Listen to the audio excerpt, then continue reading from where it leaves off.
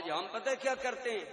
ٹھیک ہے جی میں قریشی ہاشمی ہوں، مجھے پڑھنے کی کیا، لوگ ہمارا احترام کرتے ہیں والد صاحب کی وجہ سے، ٹھیک ہے ہاتھ چومے جا رہے ہیں، پاؤں چومے جا رہے ہیں۔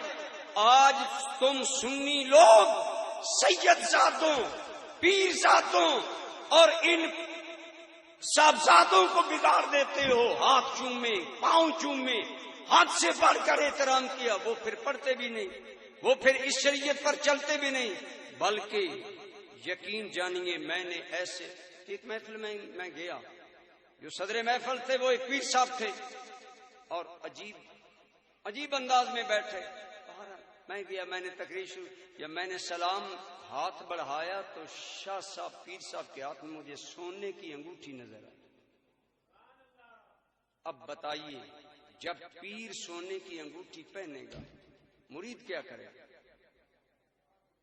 چون کفر از کعبہ برخیزت کجا ماند مسلمانی، میری یہی باتیں لوگوں کو چبھتی ہیں۔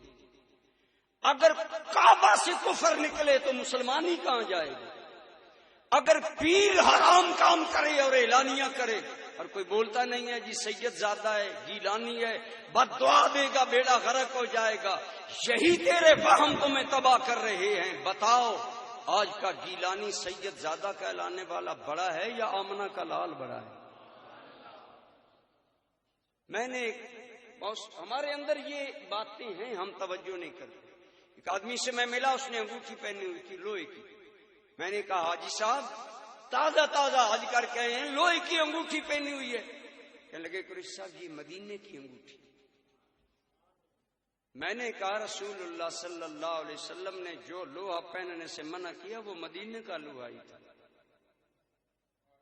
آپ نہیں سمجھ رہے، ہم گناہ کرتے ہیں تو سہارے لیتے ہیں جی مدینے کا سونا، مدینے کا تانبا، مدینے کا لوہا۔ اگر مدینے کا لوہا حرام نہیں ہے تو اور کون سا ہے جسے حضور نے حرام فرمایا؟ میری بات آ رہی ہے سمجھ؟